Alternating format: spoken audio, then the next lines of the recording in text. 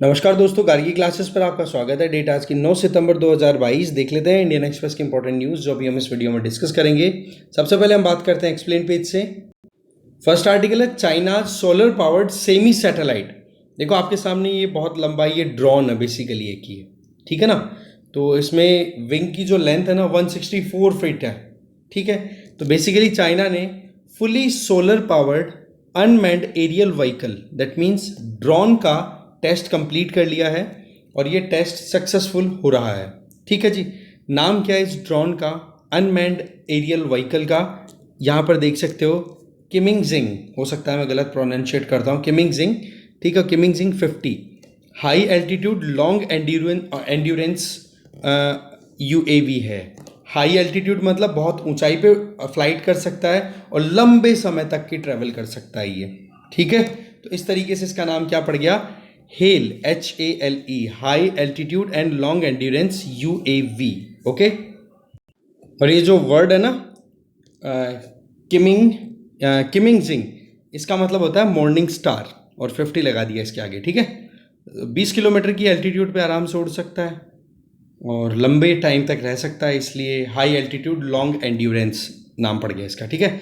Semi satellite इसलिए बोल दिया है कि सैटेलाइट की तरह जिस तरीके से लंबे समय तक सैटेलाइट रहता है ना ऊपर सस्पेंडेड, उसी तरीके से ड्रोन भी रहता है। क्योंकि फ्यूलिंग की तो टेंशन है नहीं, क्योंकि सोलर पैनल इंस्टॉल्ड है, तो सोलर पैनल से ही इलेक्ट्रिसिटी प्रोड्यूस हो जाती है, उसी से एनर्जी मिल जाती है, ठीक है। तो इसको शूडो सैटेलाइट भी बोल दिया गया, ओके। और वैसे देखा जाए तो चाइना के पास में ये पहली बार ऐसे सिस्टम डेवलप नहीं हुआ, उसके पहले भी ऑलरेडी है चाइना के पास में। US आर्मी के पास में भी ऐसा ही कुछ semi satellite type drone available है जिसका नाम है एयरबस जेफर S ड्रोन, जो 42 दिन तक लगातार अपनी उड़ान भर के रख सकता है, ठीक है ना। इसके अलावा देखा जाए तो ये सन से ऑपरेट होने वाला है पूरा ये जो हम देख रहे हैं मॉर्निंग स्टार 50 ये जो सेमी सैटेलाइट या फिर जो ड्रोन है हेल UAV। तो ये देखो हाई एल्टीट्यूड रिकॉनेसेंस, मान लो बॉर्डर एरियाज में कोई इशू आ रहा है तो उनको नोटिस करने में हेल्प करेगा चाइना की। इसके अलावा फॉरेस्ट फायर्स को डिटेक्ट करना या फिर वो एरियाज जहाँ पर कम्युनिकेशन नहीं हो पाता उनको कम्युनिकेशन से कनेक्ट करने के लिए भी अवेल कराएगा, फैसिलिटेट करेगा। तो इस तरीके से ये थोड़ा ध्यान रख लेना, ठीक है ना। आगे चलते हैं। नेक्स्ट देखो ग्लोबल ऑयल जो है उसकी रेट्स अब रिड्यूस हो रही है। इसके पीछे कुछ कारण है, वो जानते हैं। संदीप सिंह जी का ये कहना है कि देखो अभी हम जानते हैं कि इन्फ्लेशन कितनी ज़्यादा है, हमारे लिए मुश्किल है। तो हमारे क्रूड ऑयल बहुत इंपॉर्टेंट रोल प्ले करता है इन्फ्लेशन को कम करने और बढ़ाने में, क्योंकि हमारी जो ज़रूरतें हैं ना उसका 85% हम इम्पोर्ट करते हैं। अब 85% इम्पोर्ट करते हैं तो ट्रांसपोर्टेशन में इनमें सब में इसका रोल आ गया। तो उस केस में जो भी चीज़ 5 रुपये किलो अगर खेत में प्रोड्यूस हुई है तो उसको कंज्यूमर तक पहुँचते पहुँचते वो 50 रुपये किलो तक हो जाती है, क्योंकि बीच में ट्रांसपोर्टेशन के लिए कई लग जाते हैं, ठीक है। डीजल पेट्रोल के भाव बढ़ते हैं तो वैसे प्रॉब्लम आती है, तो इसका इन्फ्लेशन में भी इम्पैक्ट आता है। अब ये जो क्रूड ऑयल की प्राइसेस रिड्यूस हुई है उसके पीछे कारण क्या है? सबसे पहला तो देखो यूरोप में या वेस्टर्न कंट्रीज़ में रिसेशन का जो माहौल बना हुआ है, मंदी है, बहुत ज़्यादा डिमांड ही नहीं आ रही है, ठीक है। दूसरी अगर देखी जाए तो चाइना में अभी नए कोविड के लिए लॉकडाउन्स लग रहे हैं, जीरो कोविड पॉलिसी के चक्कर में, इसलिए वहाँ पर भी इकोनॉमिक एक्टिविटीज़ ज़्यादा नहीं हो रही है। इसके अलावा फैक्ट्री एक्टिविटीज़ कम हो रही हैं। तो कुल मिलाकर के देखा जाए तो डिमांड कम होगी तो डेफिनेटली प्राइसेस तो कोलैप्स करेंगी, ठीक है। तो ओपेक कंट्रीज़ ने यहाँ तक डिसाइड कर लिया कि आने वाले टाइम पे अक्टूबर मंथ में वो अपना प्रोडक्शन को रिड्यूस भी करेंगे। इसका मतलब ये चीज़ उनके दिमाग में पहले से क्लियर है कि अब डिमांड और ज़्यादा कम होने वाली है तो प्राइस और कम हो सकती है। इसका बेनिफिट देखो इंडिया जैसे कंट्रीज़ को डेफिनेटली मिलेगा। कैसे मिलेगा वो आपको पता है, हमारी ज़रूरत का 85% क्रूड ऑयल हम इंपोर्ट करते हैं। 2022 के अभी तक का देखा जाए ना तो आप देख लो $119 बिलियन का पेमेंट किया है हमने तेल के लिए, जो कि पिछले साल के कंपैरिजन में डबल था, ओके। तो ये अपने आप में क्या शो करता है कि भाई सीधी सी बात है, जो चीज़ हम पहले मंगा रहे थे वही क्वांटिटी अभी पर पेमेंट ज़्यादा देना पड़ रहा है। अब पेमेंट ज़्यादा देना पड़ रहा है तो महंगाई तो बढ़ गई सीधी सीधी। दूसरा करंट अकाउंट डेफिसिट, एक्सपोर्ट कम है, इंपोर्ट ज़्यादा हो रहा है तो प्रॉब्लम में है। फिर सरकार को इन्फ्लेशन को इनको मैनेज करने के हिसाब से काम करना पड़ता है, फिस्कल डेफिसिट। तो ये सारी चीज़ें मिलकर के प्रॉब्लम को क्रिएट कर देती है और अल्टीमेटली जब इकोनॉमी अच्छा परफॉर्म नहीं कर पाती है तो रुपी डिक्लाइन कर जाता है डॉलर के कंपैरिजन में, तो वो भी हमारे लिए प्रॉब्लम हो जाती है, क्योंकि फिर हमें पेमेंट डॉलर्स में करना पड़ता है। तो $1 की वैल्यू एक डॉलर की वैल्यू $80 के लगभग हो रही है, तो वैसे पेमेंट ज़्यादा भारी पड़ गया। तो ऐसे करके कुल मिला करके इंडिया के लिए तो ये रिलैक्सेशन की पॉइंट है कि हाँ जी थोड़ा सा कम हो जाए, तो ये जो लोड है ना ये थोड़ा कम कर सकें हम।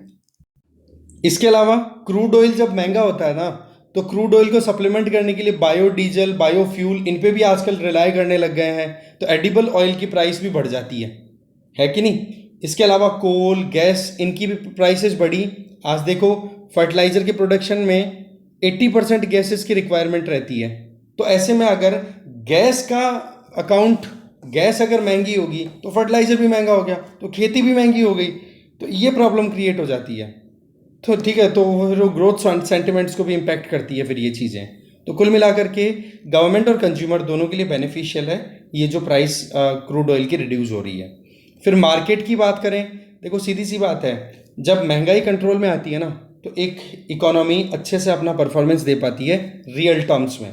ओके, तो इंडियन इकोनॉमी में हम चाहे हम इक्विटी मार्केट की बात करें जिसको हम शेयर मार्केट बोलते हैं, वहाँ पर अब इन्वेस्टर्स इन्वेस्ट करें तो वो लॉन्ग टर्म के लिए सोच करके आएँ। ऐसा नहीं कि वॉलेटाइल है इंडियन इकोनॉमी, बहुत ज़्यादा स्टेबल तो है नहीं, तो वो पैसा निकालने की नहीं सोचेंगे फिर। इसके अलावा डेट मार्केट जो बॉन्ड मार्केट होता है उसमें भी क्या है, इंस्ट्रूमेंट इस तरीके से है कि अभी आने वाले टाइम पर आरबीआई के द्वारा तो क्लियर कर ही रखा है कि इंटरेस्ट रेट थोड़ी और राइज की जाएगी अगर इन्फ्लेशन और कंट्रोल में नहीं आती है, तो जो 4+-2% का जो दिया हुआ है स्लैब, तो उस चक्कर में और इंटरेस्ट रेट राइज होने का है। इसके अलावा देखा जाए तो गवर्नमेंट सिक्योरिटीज़ हैं 10 साल के लिए, उनकी यील्डिंग अभी भी 7.14% तक बनी हुई है, तो इसको भी अंडर कंट्रोल लाने के लिए क्या करना पड़ेगा, मार्केट में जो पैसे की लिक्विडिटी है उसको कंट्रोल करना पड़ेगा। लिक्विडिटी को कंट्रोल करने के लिए आरबीआई को फिर क्या करना है, इंटरेस्ट रेट राइज ही करनी पड़ेगी। जो भी मार्केट में पैसा उधार देने का जो तरीका होता है फॉर्मल मैनर में बैंक या एनबीएफसीज के द्वारा जो दिया जाता है, तो इंटरेस्ट रेट राइज करने की बात है। तो कुल मिलाकर के देखा जाए तो ये एक बार डाउन हो ना क्रूड ऑयल की प्राइस, वैसे $88 पर बैरल के हिसाब से भी भाव चल रहा है, तो जो कि ठीक है हमारे लिए, तो ठीक है आगे चलते हैं। फिर एक ये आर्टिकल इसमें ये है कि देखो पाकिस्तान में फ्लड्स हैं और इंडिया का रिस्पॉन्स। देखो इंडिया ने अभी तक वैसे तो कोई एड सप्लाई की नहीं है, पर हमारी तरफ से हमारे प्राइम मिनिस्टर नरेंद्र मोदी जी के द्वारा 29 अगस्त को ट्वीट कर दिया गया था कि पाकिस्तान में जिन भी लोगों की मतलब परिवारजनों की डेथ हुई है उनके साथ हम सहानुभूति रखते हैं, ऐसे करके हमने स्टेटमेंट दी है। और उसका रिप्लाई फिर पाकिस्तान की तरफ से आया भी कि हाँ चलो पाकिस्तान जल्दी ही इस प्रॉब्लम से निकल जाएगा, ऐसे समथिंग कुछ बातें बोली गई। तो वहाँ पर डिजास्टर है और इंडिया ने अपनी तरफ से ये रिस्पॉन्स दिया, बट ये रिस्पॉन्स एड के पॉइंट ऑफ व्यू से नहीं था, पर एक ओपनिंग हो गई है। ओपनिंग क्या कि पाकिस्तान अगर एक्नॉलेज करे कि हाँ जी इंडिया से हमें हेल्प लेनी चाहिए, तो डेफिनेटली इंडिया रेडी है। कुल मिलाकर की बात ये। दूसरी चीज़, इंटरनेशनली अगर देखें तो इंडिया की जो रेपुटेशन या इंडिया का जो स्टेटस है वो राइज हो रहा है। तो ऐसे फ्लड्स जो कि हमारे पड़ोस में ही आ रही है, ऐसे डिजास्टर जो कि हमारे पड़ोसी देश में ही है, तो वहाँ पर हमें रिस्पॉन्स देना बहुत ज़्यादा ज़रूरी हो जाता है। ठीक है, इसके अलावा देखा जाए तो इंडिया की तरफ से जो एफर्ट्स हैं, है ना, उनमें ये बात आ जाती है कि अभी पाकिस्तान की तरफ से एक्नॉलेज 2000 मतलब प्रीवियस एक्सपीरियंसेस की बात करें तो यहाँ पर अभी करंटली देखा जाए तो इंडिया और पाकिस्तान के बीच में कोई डिप्लोमेटिक एंगेजमेंट है नहीं। ठीक है, इवन हाई कमिश्नर लेवल के जो इंडिविजुअल्स डिप्लॉयड होते थे इस्लामाबाद में इंडिया की तरफ से, दिल्ली में इस्लामाबाद की तरफ से, वो डिप्लॉयमेंट भी नहीं है।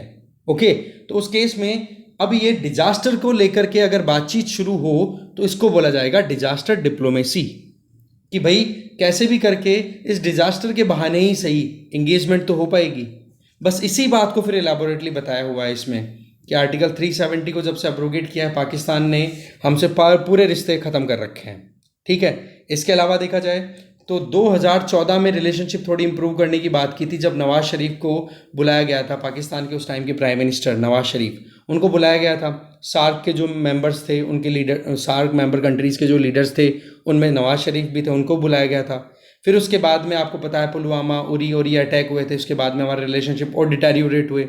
फिर आर्टिकल 370 जब से हमने अब्रोगेट किया हमारे कॉन्स्टिट्यूशन से, तब से लेकर अभी तक पाकिस्तान के साथ में हमारा कोई डिप्लोमेटिक एंगेजमेंट भी नहीं है। इसके पहले भी अगर देखा जाए तो देखो पहले बहुत सारे इश्यूज ऐसे हैं जहां पर इंडिया पाकिस्तान के बीच में एंगेजमेंट थी। जैसे अर्थक्वेक आया था गुजरात के भुज में, ठीक है, जनवरी फरवरी में। उस टाइम पे पाकिस्तान ने हेल्प भेजी थी। वो चाहे हेल्प थोड़ी सी थी पर एक जेस्चर अच्छा था, ठीक है। 2005 में अर्थक्वेक आता है इंडिया पाकिस्तान में, उसमें इंडिया की तरफ से 25 मिलियन का ऑफर दिया जाता है कि हाँ जी हम पाकिस्तान को हेल्प कर देंगे। इसके अलावा 2010 में सुपर फ्लड्स आती हैं, कहाँ पे? पाकिस्तान में, और $5 मिलियन की हेल्प देने की बात कही थी इंडिया ने, पर पाकिस्तान ने रिजेक्ट कर दिया। और अभी की बात हो रहा है, तो कुल मिलाकर के ये डिजास्टर जब जब आई है तब तो देखो फिर भी एंगेजमेंट रही है। बाकी टेररिस्ट एक्टिविटीज़ के चलते इंडिया बिल्कुल एंगेज नहीं करना चाहता, और कश्मीर मुद्दे को लेकर के पाकिस्तान एंगेज नहीं करना चाहता है इंडिया को। तो इस तरीके से ये मुद्दा अभी तक सॉर्ट आउट नहीं हो रहा है। अब देखने वाली बात यह है कि इमरान खान के टाइम पर तो रिलेशनशिप अच्छे से चली नहीं। अब शहबाज शरीफ हैं, वो क्या करते हैं? अभी तक तो सिग्नल्स ऐसे आए हैं कि डिप्लोमेटिक एंगेजमेंट अब स्टार्ट हो जाएगी, पर किस तरीके से होगी वो देखने वाली बात है, ठीक है। तो यही चीज़ इसमें बताई है। आगे चलते हैं। और वैसे देखा जाए ना तो इंडिया ने अपनी तरफ से मालदीव, बांग्लादेश, श्रीलंका, म्यांमार, नेपाल, भूटान, अफगानिस्तान, ये सारे कंट्रीज़ में जब भी क्राइसिस आया है तो हेल्प भेजी है। चाहे फिर वो वैक्सीन डिप्लोमेसी के बेसिस पे वैक्सीन सप्लाई की, जिसमें कि हम ग्लोबल फार्मेसी के तौर पे हम इमर्ज होकर के आए, है ना। और दूसरी तरफ श्रीलंका में इनमें जो अभी इकोनॉमिक इमरजेंसी तक लग गई थी, फाइनेंशियल इमरजेंसी तक लग गई थी, उसमें भी हमने एड प्रोवाइड की है। तो ऐसे में हम हमारे पड़ोसियों को बिल्कुल इग्नोर करके नहीं चलते हैं। और नेबरहुड फर्स्ट पॉलिसी तो हमारा मेन फॉरेन पॉलिसी की थीम है ही, अगर हम आसपास की बात करें साउथ एशिया की, ठीक है। तो ये परिस्थितियाँ यहाँ पर है। आगे चलते हैं। नेक्स्ट है ह्यूमन डेवलपमेंट इंडेक्स से रिलेटेड न्यूज़ है। देखो इंडिया की रैंक है ना, वो 2 पायदान नीचे चली गई है। 2020 में इंडिया की रैंकिंग थी 130 और 2021 में रैंकिंग आई है 132। इंडिया ने स्कोर कितना किया है?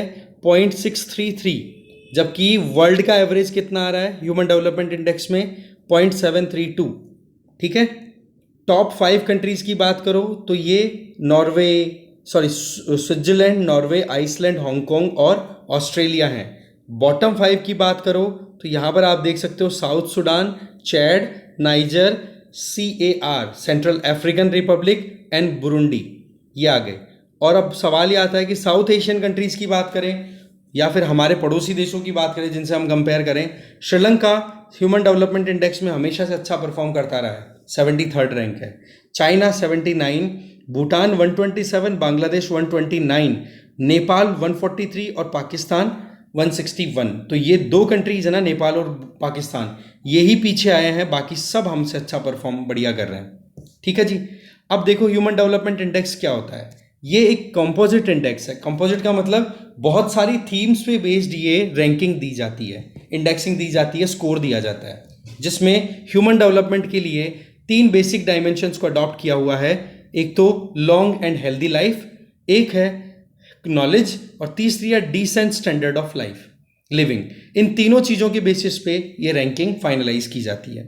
अब ये जो ह्यूमन डेवलपमेंट इंडेक्स है ना, ये 4 इंडिकेटर्स पे बेस्ड इन 3 थीम्स को कवर करता है, जिनमें लॉन्ग एंड हेल्दी लाइफ की बात करें तो उसमें क्या आता है? लाइफ एक्सपेक्टेंसी एट बर्थ, इसमें स्कोर मिलेगा। फिर एक्सपेक्टेड ईयर ऑफ स्कूल और मीन ईयर्स ऑफ स्कूल, यह आ गया आपका नॉलेज वाले अम्ब्रेला के अंडर में। और gross national income per capita income, ये डिसेंट स्टैंडर्ड ऑफ लिविंग के अंडर आ गया। तो इस तरीके से ये 4 इंडिकेटर्स हैं इन 3 डायमेंशंस के अंडर में, और फिर उसके हिसाब से स्कोर दिया जाता है। रिजल्ट होता है उस स्कोर के बेसिस पे कि इंडिया ने अभी क्या स्कोर गेन किया? 0.633, ओके, और रैंकिंग 132वीं रही है, ओके। और आप देख सकते हो यहाँ पर कि 1990 से स्टार्ट हुआ था ये ह्यूमन डेवलपमेंट इंडेक्स, जो कि United Nation human development programme UNDP, उसके द्वारा, यूनाइटेड नेशन डेवलपमेंट प्रोग्राम, उसके द्वारा ये रिपोर्ट रिलीज की जाती है, ह्यूमन डेवलपमेंट रिपोर्ट, और उसी का पार्ट होता है ह्यूमन डेवलपमेंट इंडेक्स। तब से लेकर अभी तक हमारा स्कोर 0.434 से 0.633 तक हम पहुंच चुके हैं। ये है पूरा ग्रोथ अगर ट्रेजेक्ट्री देखें इंडिया की। इसके अलावा देखा जाए ना तो कोविड की वजह से देखो ग्लोबल स्कोर है वो भी रिड्यूस हुआ है, इंडिया का स्कोर है वो भी रिड्यूस हुआ है, ठीक है। कोविड की वजह से, यूक्रेन की वजह से, यूक्रेन जो क्राइसिस चल रहा है उसकी वजह से स्कोर ये हो गया हमारा डेवलप। ये रिलीज किसके द्वारा होती है? UNDP के द्वारा। ये भी बता दिया आपको मैंने, ये हम डिटेल ऑलरेडी देख चुके हैं। अच्छा, 2019 में कोविड से पहले स्कोर था इंडिया का 0.64245, फिर 2020 में स्कोर हुआ 0.642, और अभी हम देखें 2021 का तो 0.633 स्कोर रहा है। ओके, इसके अलावा लाइफ एक्सपेक्टेंसी और इनकी बात की जाए कितनी क्या रही है, उसकी डिटेल जानने से पहले हम देख लेते हैं कि जो सस्टेनेबल डेवलपमेंट गोल्स है जिनको 2030 तक अचीव करना है, उसके हिसाब से expectancy at birth, life expectancy at birth, ये सस्टेनेबल डेवलपमेंट गोल 3 का पार्ट है। एक्सपेक्टेड ईयर्स ऑफ स्कूलिंग, ये सस्टेनेबल डेवलपमेंट गोल 4.3 का पार्ट है। मीन ईयर्स ऑफ स्कूलिंग, ये सस्टेनेबल डेवलपमेंट गोल 4.4 है। और gross national income per capita income के हिसाब से देखी जाए तो वो है इसके सस्टेनेबल डेवलपमेंट गोल 8.5 का हिस्सा। ठीक है, इसमें आप देख सकते हो कि इंडिया में और ग्लोबली क्या ट्रेंड देखने को मिला। ग्लोबली अगर देखें ना, वर्ल्ड एवरेज, तो लाइफ एक्सपेक्टेंसी कितनी है 71.4 ईयर्स, जबकि इंडिया में लाइफ एक्सपेक्टेंसी कितनी आई है 67.2, इसका मतलब कम है। Expected years of schooling globally कितनी आई है 12.8, जबकि यहाँ पर इंडिया में कितनी आई है 11.9। इसके अलावा mean years of schooling 8.6 year है ग्लोबली, इंडिया में कितनी आई है 6.7। Per capita national income, gross national income per capita के हिसाब से देखा जाए तो ग्लोबली कितना आया है $16,752, जबकि इंडिया में कितना है $6,590। तो इस तरीके से ग्लोबली अगर देखा जाए तो हमारी परफॉर्मेंस ग्लोबल स्टैंडर्ड से पीछे है। ठीक है, 90% कंट्रीज की जो परफॉर्मेंस है वो बिगड़ी है इस कोविड आउटब्रेक की वजह से। ठीक है, तो ये सारा था। इसके अलावा इंडिया की बात करें तो जेंडर इनइक्वालिटी इंडेक्स में इंडिया की रैंकिंग 122 है। ओके, अब आपको जेंडर इनइक्वालिटी इंडेक्स के बारे में पढ़ लेना है एक बार। ठीक है, आगे चलते हैं। नेक्स्ट है, एक ब्रेक थ्रू मिली है, एक सफलता मिली है लद्दाख वाले एरिया में कि इंडिया और चाइनीज ट्रूप्स हैं वो डिसएंगेज करने के लिए रेडी हो गए हैं। कहाँ पे? गोगरा हॉट स्प्रिंग वाले एरिया में। तो ये मैप आप एक बार अच्छे से देख लो कि कहाँ कहाँ पर मेन पॉइंट्स लोकेटेड है। सबसे पहले तो आप देख लो दौलत बेग ओल्डी, ये यहाँ पर लोकेटेड है। एक है गलवान, ये यहाँ पर है, और उन दोनों के बीच में दिप्सांग प्लेन्स, और ये है हॉट स्प्रिंग यहाँ पर लोकेटेड। और ये आपकी यहाँ पर आ गई जो पेंगोंग शो लेक है वो, और वहाँ पर पेंगोंग शो के पास में दारबुक। तो ओवरऑल हमारा जो अभी पॉइंट है दैट इज़ हॉट स्प्रिंग, यहाँ से डिसएंगेज करने के लिए एग्रीमेंट हो गया है। ये 16वें राउंड की बातचीत हो रही थी। ठीक है, तो ऐसे में ये अपने आप में इंपॉर्टेंट ब्रेक थ्रू कंसिडर किया जा रहा है। ठीक है, और ये हॉट स्प्रिंग के पास में जो पेट्रोलिंग पॉइंट है इसका नाम क्या है? Patrolling point number 15। पर इसका मतलब ये नहीं है कि सारी जगह पे डिसएंगेजमेंट हो गई है, नहीं, अभी भी कुछ ऐसे पॉइंट्स हैं जहां पर इंडिया पहले पेट्रोलिंग किया करता था, वहां पर अलाउ नहीं किया जा रहा है इंडियन ट्रूप्स को। वो पॉइंट्स कौन कौन से हैं वो देखते हैं। ये यहाँ पर देख सकते हो कि सीनो इंडियन बॉर्डर पे अभी भी चाइनीज फोर्सेस जो हैं वो इंडियन एक्सेस को बंद करके रखी हुई है। जो ट्रेडिशनली पेट्रोलिंग एरियाज थे, कहाँ पे? एक तो दिप्सांग प्लेन में और एक चारदिंग नाला। ये 2 रीजन ऐसे हैं जहाँ पर अभी भी हमें हमारा एक्सेस नहीं मिल रहा है। अच्छा, ये चाइना ने क्यों एंगेज या फिर एग्रीमेंट फाइनलाइज किया है? क्योंकि संघाई कॉरपोरेशन ऑर्गेनाइजेशन की मीटिंग होने वाली है उज्बेकिस्तान में, उज्बेकिस्तान के समरखंड में। ठीक है, तो आपको क्या करना है? संघाई कॉरपोरेशन ऑर्गेनाइजेशन के बारे में यूपीएससी पॉइंट ऑफ व्यू से पढ़ लेना है। ओके, नेक्स्ट है इंडिया जापान के बीच में 2+2 जो मीटिंग हुई है, समिट हुई है, जिसमें हमारे फॉरेन अफेयर मिनिस्टर और जापान के फॉरेन अफेयर मिनिस्टर, हमारे डिफेंस मिनिस्टर, जापान के डिफेंस मिनिस्टर। तो ऐसे में हमारी तरफ से तो जयशंकर जी और राजनाथ सिंह जी गए हैं, और उधर से देखें तो फॉरेन अफेयर मिनिस्टर है योशिमासा हायाशी और डिफेंस मिनिस्टर है यासुकाजू हमादा। तो ऐसे में इन्होंने टारगेट किया है, डायरेक्टली नाम तो नहीं लिया, बाकी चाइना को कंटेन करने के लिए दोनों कंट्रीज ने अपनी सॉलिडेरिटी शो की है। देखो, एक मल्टीलैटरल एक्सरसाइज होती है, ठीक है, मिलन, उसमें पहली बार जापान ने पार्टिसिपेट भी किया। इसके अलावा reciprocal provision of supply and services agreement, ये भी इसी साल मार्च में फाइनलाइज हुआ, ये भी जापान और इंडिया के बीच में है। और जहाँ तक इस नाम को याद रख लेना भाई, recently reciprocal provision of supply and services agreement, ये न्यूज़ में था। क्या है ये, किन किन के बीच में है? इंडिया ने साइन किया है, जापान के साथ किया है, क्योंकि ऐसे क्वेश्चन यूपीएससी पूछने लग गई है, पूछती है ये। ठीक है, तो इस तरीके से डिफेंस कोऑपरेशन को लेकर के एग्रीमेंट हुए हैं। इसके अलावा जो जॉइंट स्टेटमेंट रिलीज हुआ है उसमें free and open Indo Pacific, इसका मतलब क्वाड की बात आ गई। इसके अलावा आसियान जो कंट्रीज हैं उनके साथ में भी एंगेजमेंट की बात की है, क्योंकि इंडो पैसिफिक के सेंटर में अगर कोई आता है एरिया या रीजन तो वो है ASEAN, south east Asian countries की जो ग्रुप है वो। तो इस तरीके से इंडो पैसिफिक में आसियान का भी इंगेज कराना ज़रूरी है, क्योंकि rule of law, openness, freedom, transparency और इंक्लूसिवनेस, इसके लिए इन कंट्रीज़ का इंगेज होना ज़रूरी है अगर इंडो पैसिफिक रीजन की अगर हम बात करें तो। नेक्स्ट है देखो, सुप्रीम कोर्ट में अब सुनवाई होगी, रिव्यू किया जाएगा जो इकोनॉमिकली वीकर सेक्शन को 10% कोटा देने की बात की है 103वें कॉन्स्टिट्यूशन अमेंडमेंट के बेसिस पे। अब सुप्रीम कोर्ट में इसमें क्या देखा जाएगा कि कहीं ये बेसिक स्ट्रक्चर का वायलेशन तो नहीं है। अब ये जो 103वां कॉन्स्टिट्यूशन अमेंडमेंट एक्ट था ना 2019 का, इसमें 2 आर्टिकल्स जोड़े गए थे, आर्टिकल 15 क्लॉज 6, आर्टिकल 16 क्लॉज 6, जिसमें 10% रिजर्वेशन देने की बात की गई थी। किसको? Economically weaker section. अच्छा, रिजर्वेशन ऑलरेडी किसको मिला हुआ है? एक तो बैकवर्ड क्लासेस, दूसरी एससीज, तीसरी एसटीज। तो ऐसे में एजुकेशनल इंस्टीट्यूशन और गवर्नमेंट जॉब्स में रिक्रूटमेंट के टाइम पे रिजर्वेशन के लिए ये प्रोविजन डाला गया था इकोनॉमिकली वीकर सेक्शन के लिए। अब देखा जाएगा कि कहीं बेसिक स्ट्रक्चर का वायलेशन तो नहीं है, अगर है तो सुप्रीम कोर्ट इसको स्ट्रक डाउन कर सकता है, अगर नहीं है तो कंटिन्यू कर सकता है। ये जो केस की सुनवाई होगी इसमें जो लीगल स्कॉलर हैं, एक लीगल स्कॉलर जी मोहन गोपाल, उनका ये कहना है कि सोशल जस्टिस में ये एडीएम जबलपुर है। कैसे एडीएम जबलपुर कैसे? आप इस केस को थोड़ा यहाँ पर समझो, बार बार आता रहता है ये कि इमरजेंसी पीरियड में यहाँ पर देखो कि सुप्रीम कोर्ट ने ये बात कह दी थी कि इमरजेंसी पीरियड में फंडामेंटल राइट्स को सस्पेंड किया जा सकता है। ठीक है, एडीएम जबलपुर केस में ये बात कही थी। मतलब आर्टिकल 20 और आर्टिकल 21 है ना, बोलो वो भी एप्लीकेबल नहीं है। मतलब किसी को अगर जेल में ले लिया, अरेस्ट कर लिया, तो उसको कारण बताने की भी ज़रूरत नहीं है। या फिर हबीस कॉर्पस का भी ये पॉइंट है क्या कि किसी को अरेस्ट किया तो 24 घंटे के अंदर अंदर नज़दीकी मजिस्ट्रेट के सामने पेश किया जाए और फिर वो मजिस्ट्रेट डिसाइड करेगा कि वो अरेस्ट सही है या नहीं। इन सारी चीज़ों को ताक पर लगा दिया था और सुप्रीम कोर्ट ने इस बात को सपोर्ट भी किया।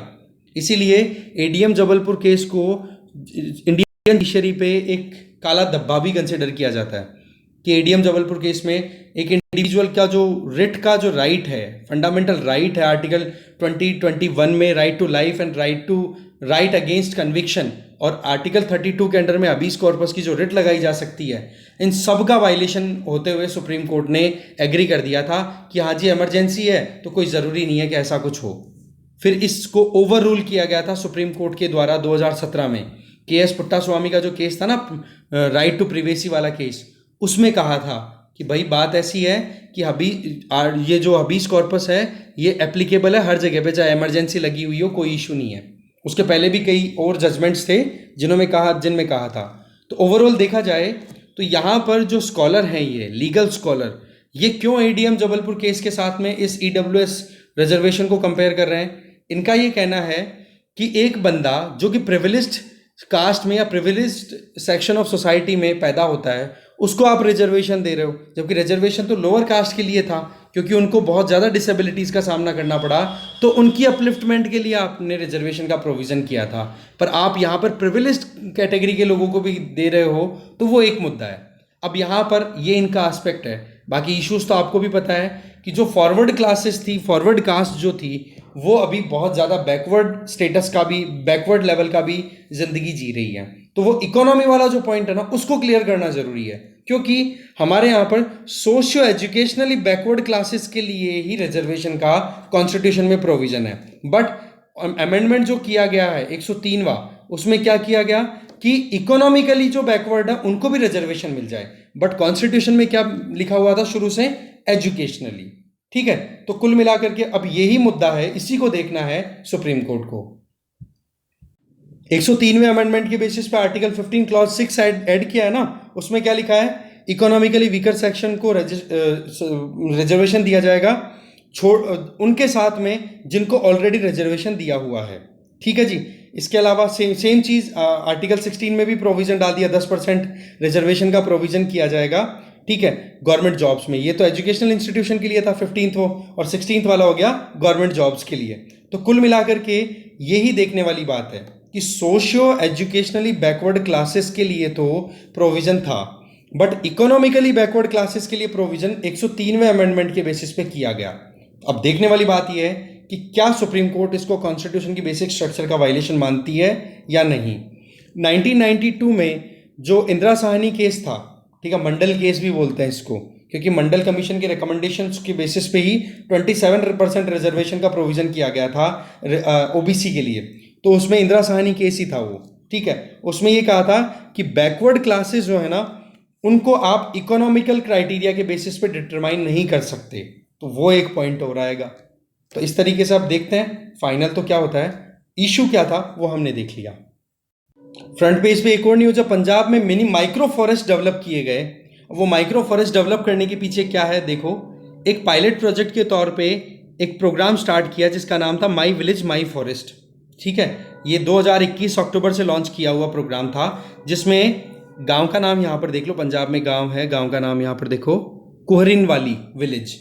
यहाँ पर क्या था, 1 एकड़ जमीन थी जो बंजर पड़ी थी, तो बोले इसमें क्या किया जाए, हम जंगल लगा लेते हैं। तो इस जंगल लगाने का जो मेथड था, उस जंगल में लगाने का मेथड था मियावाकी मेथड। इस मियावाकी मेथड में ये सिस्टम तैयार किया जाता है, एक तरीके छोटे छोटे पैचेस डिवाइड कर लिए और उन पैचेस में फिर इस तरीके से प्लांट लगा दिए और उन प्लांट्स को ग्रो होने का पूरा टाइम दिया, ध्यान रखा उनका। अल्टीमेटली रिजल्ट क्या रहा, ये फॉरेस्ट डेवलप हो गया वहाँ पर।